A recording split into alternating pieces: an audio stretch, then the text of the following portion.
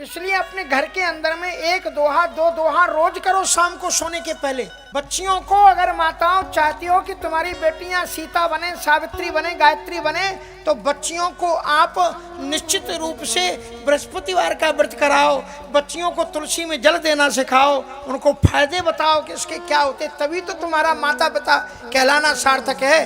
केवल बच्चे पैदा कर देना माता पिता का काम नहीं है, उनको संस्कारवान बना करके ऐसा तैयार करो कि उनके आपके नाम रोशन हो। बच्चे जहाँ जाएं किसके बेटे हैं, कहें फलाने के बेटे।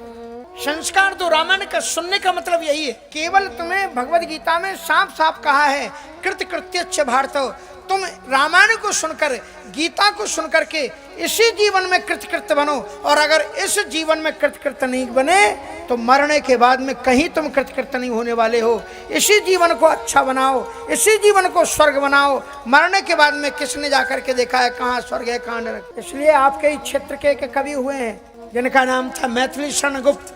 उन्होंने स्पष्ट रूप से कहा है कि इसी संसार में नरक है और इसी संसार में स्वर्ग है। नरक देखना है तो चले जाओ आप अस्पताल में, कहते हैं ना नरक में काटा जाता है, काटते तो हैं यहाँ पर, सिर में ऐसा लगा लेते हैं, इतना भयानक ऊपर लाइटें जब चीरा फाड़ी करते हैं तो यमराज जैसे नहीं रखते, चीरा फाड़ी करते हैं ना, तो यही स्वर्ग है और यही नरक है, कहीं जाने की जरूरत नहीं है। इसलिए कहने का मतलब ये कि आप रामायण को सुनते हो तो रामायण के संस्कार अपने बच्चों में डालो।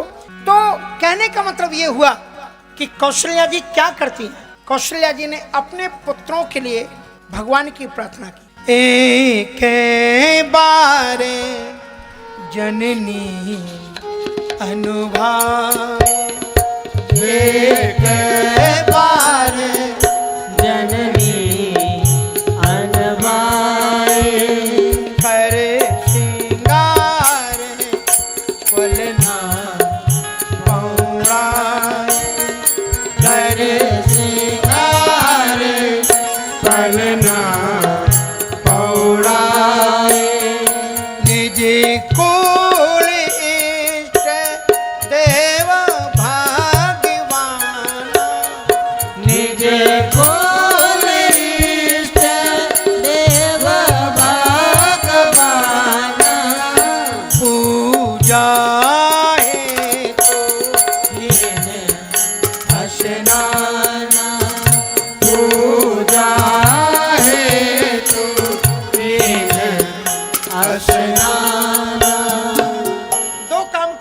एक बच्चे को नहलाना है और एक भगवान का पूजन करना। माता कुछ हाथ उठा के बता दिया करो, हमें भी समझ में आया कि आप पढ़ी लिखी भी। बताओ पहले काम कौन करे, बच्चे को पहले नहलाएं कि भगवान को पहले नहलाएं। कौशल्या जी ने क्या किया, पहले बच्चे को। अगर आपके घर में सास या ससुर कोई भी बूढ़ा बीमार पड़ा हो, उसको दवा पहले खिलाएं, उसको भोजन पहले खिलाएं कि मंदिर में जाकर के जल पहले चढ़ाएं।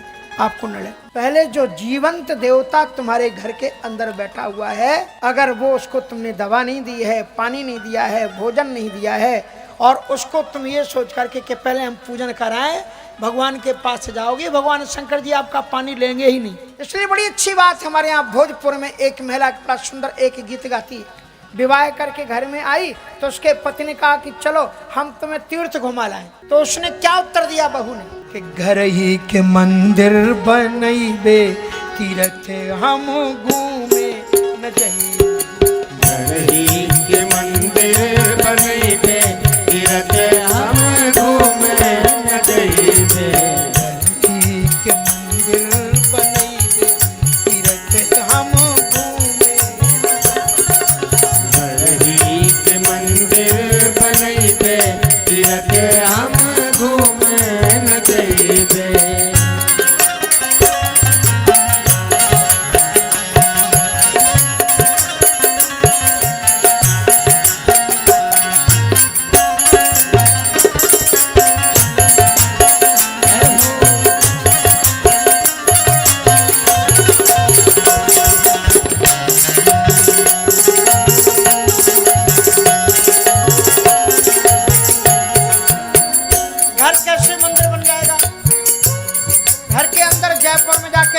कैसे लाओगे?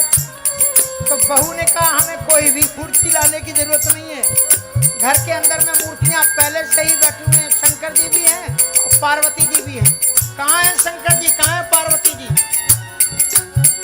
सासू को गौरा ससुर जी को शंकर, सास को गौरा ससुर जी को शंकर, सास को गौरा ससुर जी को शंकर, सास को गौरा ससुर जी को शंकर, सासू को गौरा ससुर जी को शंकर, सास को गौरा ससुर जी को शंकर, नंदे रानी को तुलसी बनैबे तीरथ हम घूमन जइबे, रानी को तुलसी बनैबे तीरथ हम घूमन जइबे, हरही को मंदिर बनैबे तीरथ हम घूमन जइबे, रही को मंदिर बनैबे तीरथ हम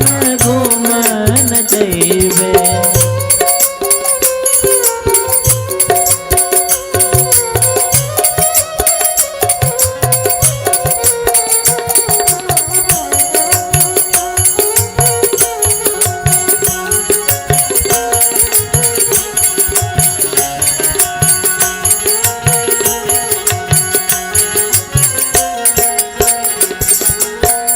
जेठ को राघव और देवर को लक्ष्मण, जेठ को राघव और देवर को लक्ष्मण, जेठ को राघव और देवर को लक्ष्मण, जेठ को राघव और देवर को लक्ष्मण, भाभी को सीता बनैबे तीरथ हम घूमन जइबे, भाभी को सीता बनैबे तीरथ हम घूमन जइबे, हरही को मंदिर बनैबे तीरथ हम घूमन जइबे, करही को मंदिर बनैबे तीरथ हम घूमन जइबे।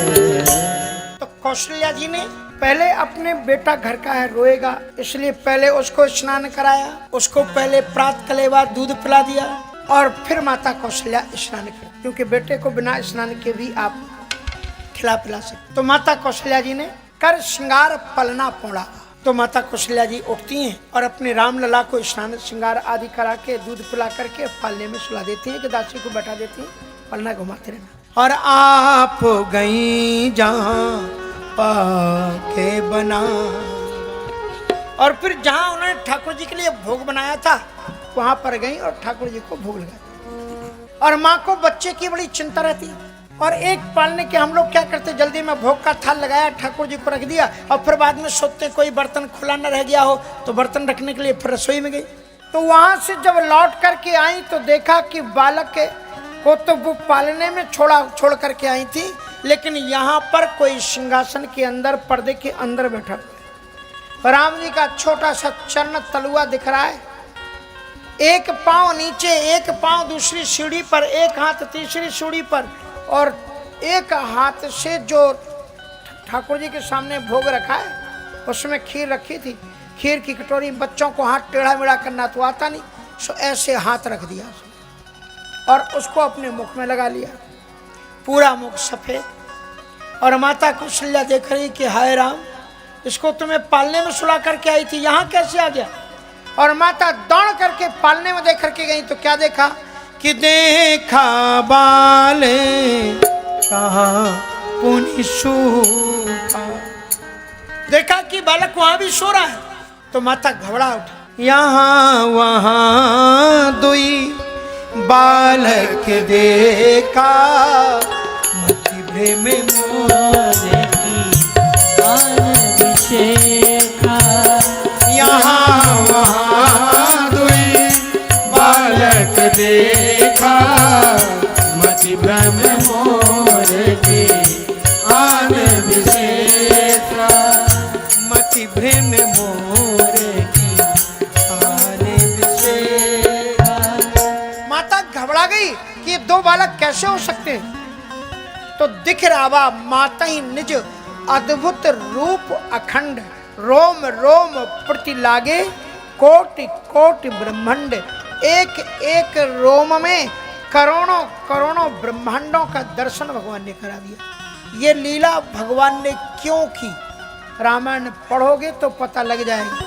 हमने कल आपको बताया था, शत्रुपा जी ने जो 6 वरदान मांगे हैं, उसमें एक वरदान ये मांगा है कि मात विवेक अलौकिक। वो कहते हैं सोई विवेक सोई रहानी प्रभु, हमारा विवेक नष्ट ना हो, मुझे बराबर ध्यान बना रहे कि आप भगवान हो। इसलिए भगवान ने विराट रूप दिखाया ताकि मात विवेक अलौकिक तोरे और कबहू न मिटे अनुग्रह मोरे। आपके ये अनुग्रह मैंने किया कि आपको ये विवेक बना रहे कि मैं भगवान हूँ। इसलिए राम वनगमन पर कौशल्या जी उतनी नहीं रोई, जबकि दशरथ जी ने अपने प्राणों तक का उत्सर्ग कर दिया। तो भगवान ने अत्यंत दिव्यतम उनको रूप धारण कराया कि मैं विराट हूँ, ब्रह्म हूँ। तुम जिस परमात्मा को पूजा कर रही हो, वही परमात्मा तुम्हारी गोद में तुम्हारा पुत्र बनकर के किलकारियां मार रहा है। इसलिए जरा आप पहचानो, साक्षात भगवान तुम्हारा बालक बना हुआ है। अत्यंत दिव्य लीला हुई। गुरु गृह गए पढ़ने रघुराई, गुरु गृह गए पढ़न रघुराई, अलप काल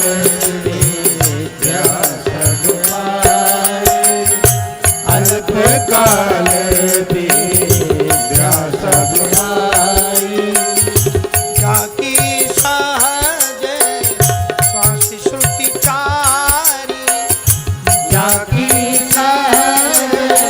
श्वास श्रुति चारी, सोहरि पड़े कौतुक भारी, सोहरि पड़े कौतुक भारी। अब भगवान श्री राम जी विद्या अध्ययन करने के लिए जाते हैं। कई अम्बा आनंद रामायण में प्रार्थना करती हैं कि राम के बिना हम रह नहीं सकते। वशिष्ठ जी महाराज आपको बहुत मानते हैं, अगर आप उनसे आग्रह करें, निवेदन करें, तो वो महलों में ही आकर के बालकों को पढ़ा जाए, क्या दिक्कत हो जाएगी? गुरुदेव आते तो यहीं पढ़ा जाया करेंगे। पर दशरथ जी ने कहा कि वेद मर्यादा को हम भंग नहीं कर सकते। कभी भी प्यास लगती है तो प्यासा कुएं के पास आता है, कुआं प्यासे के पास नहीं जाता। जिसको ज्ञान चाहिए उसे गुरु के पास जाना चाहिए, गुरु चेले के पास नहीं जाता। हाँ, देश काल परिस्थितियों बस आ सकता है। इसलिए प्राचीन काल की परंपरा है, बड़े बड़े राजकुमार गुरुकुल में जाकर के भूमि पर शयन करते हुए विद्या अध्ययन करते थे। उस परंपरा को हम नहीं तोड़ सकते। गुरु गृह गए पढ़न रघुराई, और श्री राम जी वहां पर जाते हैं।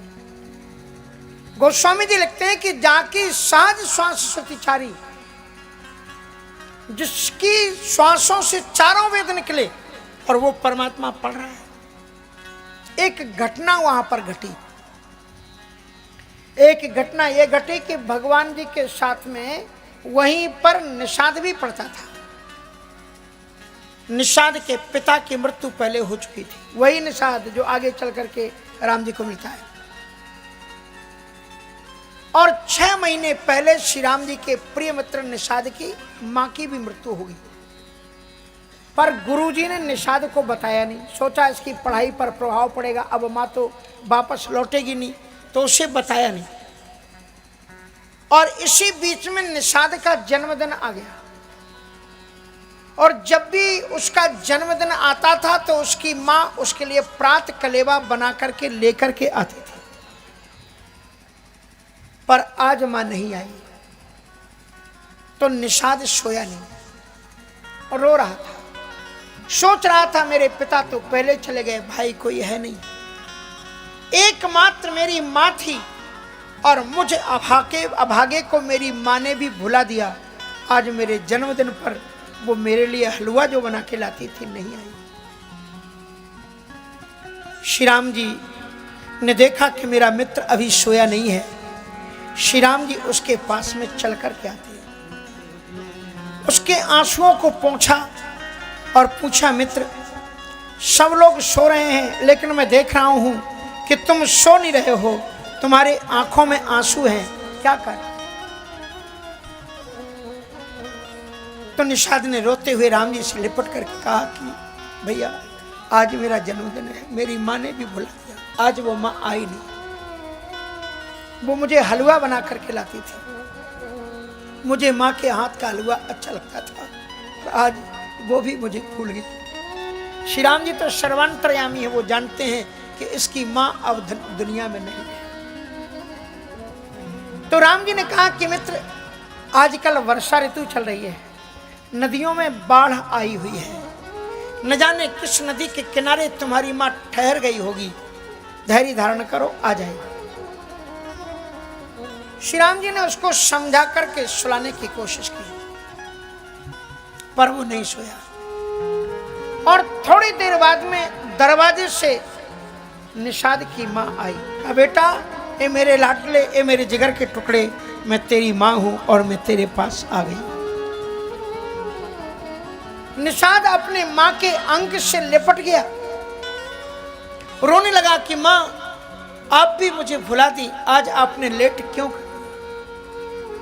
तो माँ कहती, बेटा मैं अब उस जगह पर नहीं हूं, मैं बहुत दूर से आई हूं, इसलिए आने में मुझे देर हो गई है।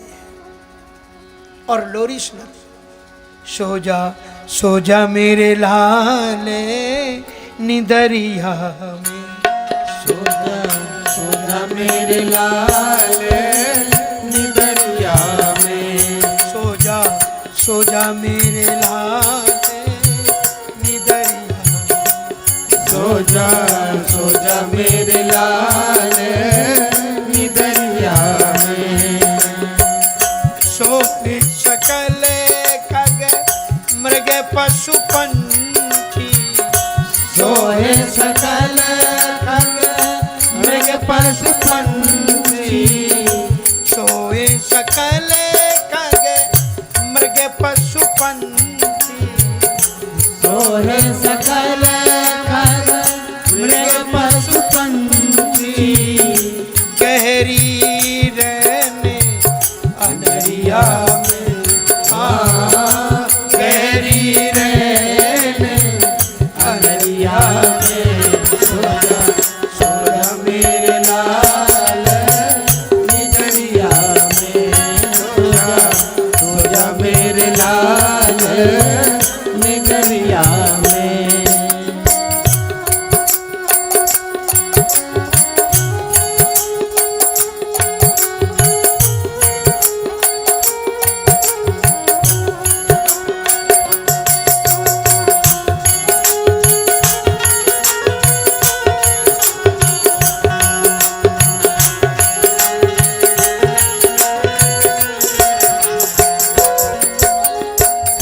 करते न कहते सब टिमटे मुनभ में, करते न कहते सब टिम टिम नभ में, करते न कहते सब टिमटे मुनभ में, करते न कहते सब टिम टिम नभ में, ढल गए चांदे बदरिया में, छुप गए चांद बदरिया में, सो जा मेरे लाल निदरिया में, सो जा मेरे लाल निदरिया में।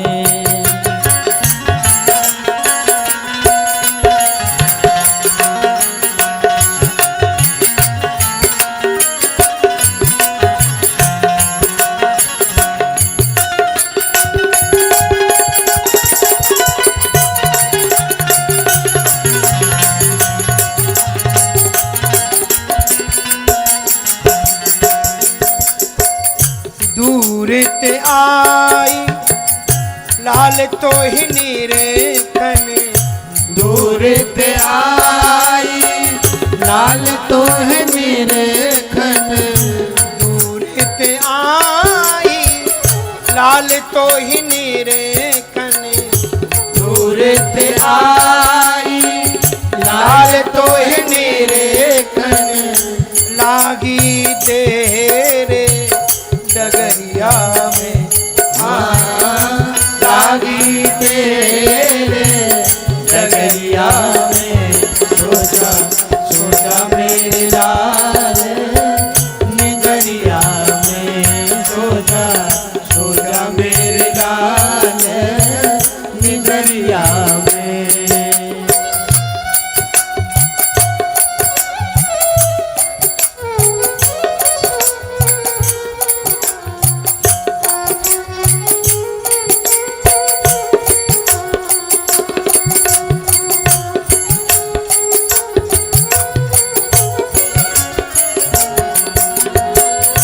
शीतल बहत बयारे लाल मुरे, शीतल बात बयार लाल मोरे, तल बहत बयारे लाल मुरे, शीतल बात बयार लाल मोरे, ढाकहु बदन चजरिया में ढाकहु बदन चदरिया में सो जा मेरे लाल निदरिया में सो जा मेरे लाल निदरिया में। आज रात्रि के सन्नाटे में एक माँ अपने बेटे को बड़ी मधुर, बड़ी मनोहर, बड़ी मृदुल आवाज में लोरी सुलाते हुए बच्चे को सुलाने का प्रयत्न कर रही है। ये आवाज महर्षि वशिष्ठ जी की पत्नी अरुंधति जी के कान में गई और अरुंधति जी के कान खड़े हो गए कि गुरुकुल में कोई स्त्री आई है, लगता है किसी बच्चे की माँ है। और अगर किसी बच्चे की माँ आती है तो सबसे पहले हम लोगों को बताया जाता है कि इस बच्चे के माँ बाप आए, हमें तो बताया नहीं है, तो फिर आई कौन? वो तत्काल गुरुदेव वशिष्ठ जी को उन्होंने जगाया। कहा आप सुन रहे हो, कोई माँ कितने प्यार से, कितने स्नेह से, कितने दुलार से अपने बच्चे को लोरी सुना रही है, ऐसी मैंने कभी नहीं सुनी। क्या किसी बच्चे की माँ आई हुई है? वशिष्ठ जी ने कहा नहीं, मुझे तो कोई सूचित नहीं। अब वशिष्ठ जी अरुंधति जी दोनों दरवाजे पर आए, द्वारपालों से पूछा किसी बच्चे के माँ बाप आए हैं? द्वारपालों ने रजिस्टर देखा, बोले नहीं, कोई नहीं आया। बोले ऐसा कैसे हो सकता है कि किसी को पता नहीं और द्वारपाल कोई माँ आई हुई है? और तब एक तरफ ले गए वशिष्ठ जी अरुंधति को और अरुंधति से कहा, अरे अरुंधति, एक बात को मत भूलो, इस समय तुम्हारे गुरुकुल में साक्षात परमात्मा शिष्य बनकर के पढ़ रहा है। हो सकता है कोई उनकी लीला ना हो। मुझे ले चलो, ये आवाज कहाँ से आ रही है? तो घास फूस की झोपड़ी थी, बच्चे नीचे सोए हुए थे और एक झुरमुट को वशिष्ठ जी ने खोल करके देखा। दीप के उजाले में जिस बच्चे की माँ को लोरी सुनाते हुए जब देखा, दशरथ जी वशिष्ठ जी महाराज बदले दूसरी तरफ गए, देखा ये तो निषाद है, उनके रोंगटे खड़े हो गए। कहा अरे अरुंधति, ये तो वो बालक है जिसकी माँ 6 महीने पहले मर चुकी है। ये माँ कैसे आ सकती है यहाँ पर? तुम्हें मालूम है इसके मित्र है राम, और हो ना हो निश्चित रूप से श्री राम ने अपने मित्र को संतुष्टि प्रदान करने के लिए उसकी माँ का रूप धारण किया हुआ है। और उसके बाद में उन्होंने लोरी सुनी, सो जा मेरे लाल निदरिया में सो जा मेरे लाल निदरिया में। और उसके बाद में वो माँ धीरे से उठी। वशिष्ठ जी अरुंधति जी देख रहे हैं, वो माँ धीरे धीरे चलती हुई वहां गई जहां लक्ष्मण जी के पास में राम सो रहे थे और उनके बदन में जाकर के वो माँ लीन हो गई। तब उनको पता लगा कि श्री राम जी कितने भक्त वत्सल, कितने करुणा सागर हैं। इसलिए तो उन्होंने सुग्रीव से कहा था कि मित्र के दुख रज मेरु समाना, निज दुख गिरिशम रज कर जाना। श्री राम जी ने अनेकों दिव्य लीलाएं की। यहाँ पर एक बड़ी अच्छी बात लिखते हैं, कहते हैं कि गुरुग्रह गए पढ़न रघुराई, और अल्पकाल, अल्पकाल मानी immediately he got too much knowledge, थोड़े ही दिनों में उन्होंने सो मच मानी बहुत विद्या को धारण कर लिया। विद्या को प्राप्त करने के शास्त्र में 3 साधन बताए गए हैं। गुरु शुश्रया विद्या पुष्कले धने वा अथवा विद्या विद्या चतुर्थे नैव कारण। पहले नंबर की विद्या क्या है? जो गुरु की सेवा करके पाई जाती है, उसको पहले नंबर की विद्या कहते हैं। और दूसरे नंबर की विद्या वो है जो बेचारा निर्धन है, शिक्षक, आप उसकी आर्थिक मदद करो और वो आप करके विद्या आकर के आपको विद्यादान करे, ये दूसरे नंबर की विद्या है। और तीसरे नंबर की विद्या है अथवा विद्या विद्या, आपको कोई विद्या आती है वो आप दूसरे को सिखा दो और उसके बदले में वो अपनी विद्या आपको, ये तीसरे नंबर की है। आज जो पहले नंबर की विद्या है वो तो टोटली खत्म। अब तो अगर शिक्षक ने डांट दिया एक जगह, हम गांव में, अभी की बात नहीं, अब तो जमाना बहुत आगे बढ़ गया। मैं तो सन 87-88 की बात कर रहा हूँ। बनारस के पास में उस तरफ सबसे बड़ा गांव एक कांटा, वहाँ पर एक स्कूल ही में रुकते थे। थोड़ा सा हल्ला हुआ तो हमने देखे, सोचे कि क्या है, क्या मामला है।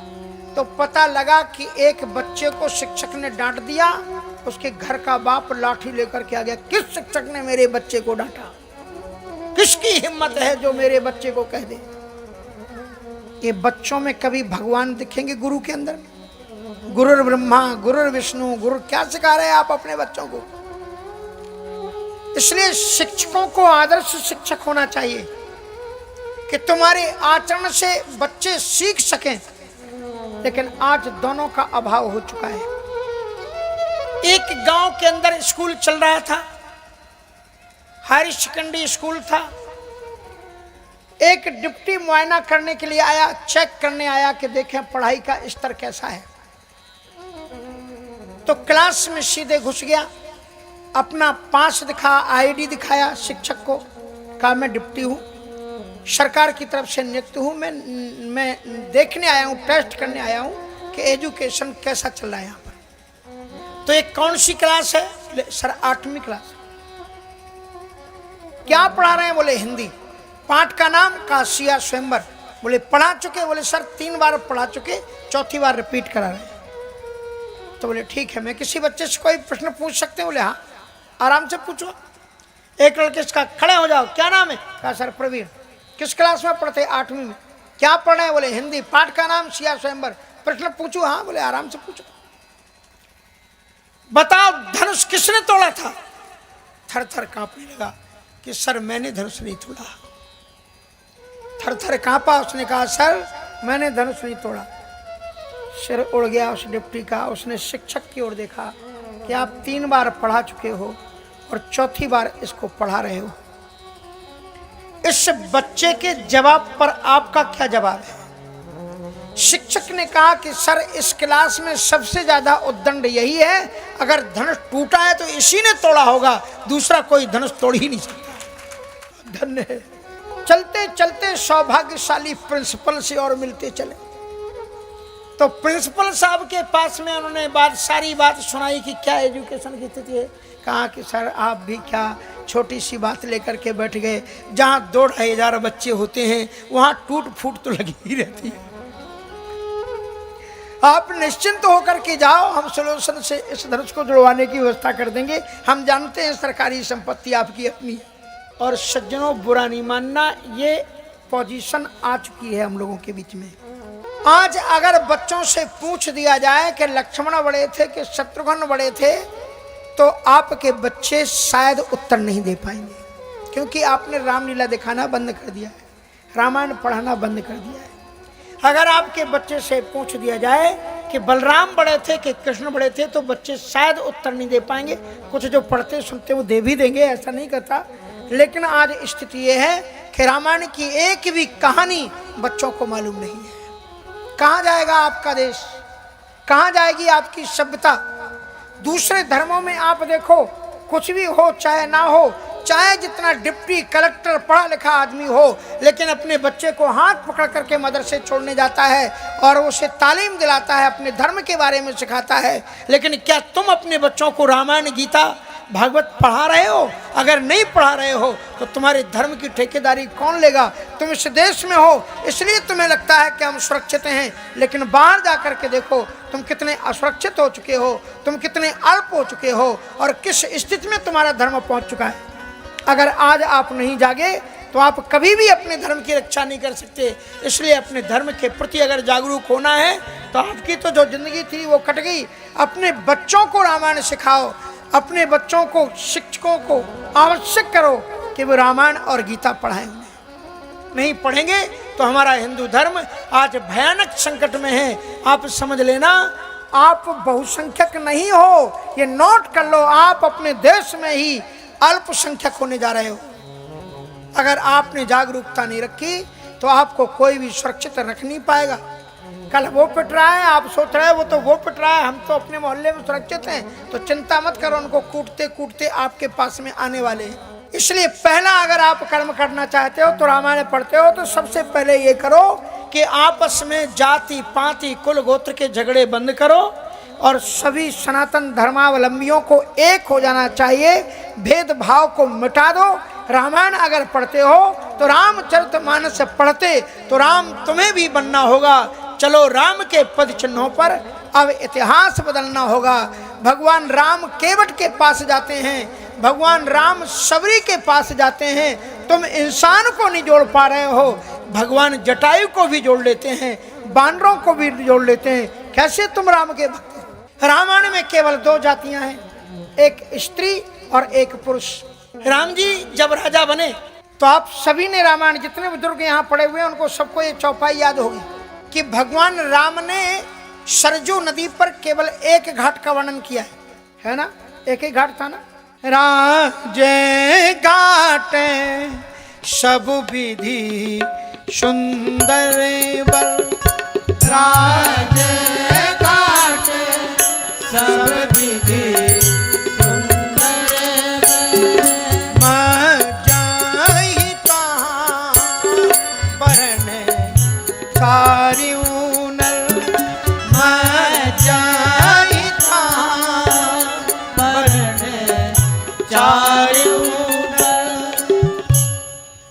घाट का वर्णन है और उसका नाम है राजघाट। उसी पर राम स्नान करते हैं और उसी पर चारों वर्ण के लोग एक ही घाट पर स्नान करते हैं। राजघाट सब विधि सुंदरवर और मज्जय तहाँ वर्ण चारियों नर। अपने यहाँ गांव के मोहल्ले मोहल्ले टोले टोले में कुएं होते थे पहले। ये फलानी जाति का टोला, ये उसका कुआं, ये उसका कुआं, उसके कुएं पर दूसरा जा नहीं सकता। कितनी लड़ाई झगड़े। और यहाँ पर फूलन देवी भी इसी चक्कर में पैदा होती है, पान सिंह तोमर भी इसी चक्कर में पैदा होते हैं। ये स्थितियों को समाप्त करो अपने बीच में। दूसरा एक घाट और है रामचरितमानस में। कौन सा घाट है? पने घाट पर में मनोहर नारा, पने घाट पर में मनोहर नारा, कहाँ न पुरुष करहि स्नाना, कहाँ न पुरुष करहि स्नाना। दूसरा घाट क्या है? पनघट। सारी स्त्रियां उसी पर स्नान करती हैं, वहीं से पानी भरती है। इसलिए विधर्मी लोग तो चाहते हैं कि हिंदू धर्म नष्ट हो जाए और वो आपके बीच में ये तमाम प्रकार के विद्रोह पैदा करना चाहते, जातियों के बीच में ला करके। अभी क्या यूसीजी और क्या चक्कर चल रहा है। सरकारों को भी बड़ी सावधानी से काम लेना पड़ेगा। वैसे ये विवाद बहुत पड़े हुए हैं और नए नए विवाद पैदा करके और आगों को न सुलझाए। इसलिए उनमें कैसे शांति समझौता, कैसे लोगों में एक भाईचारा पैदा हो सकता है, वो रामायण से ही संभव है।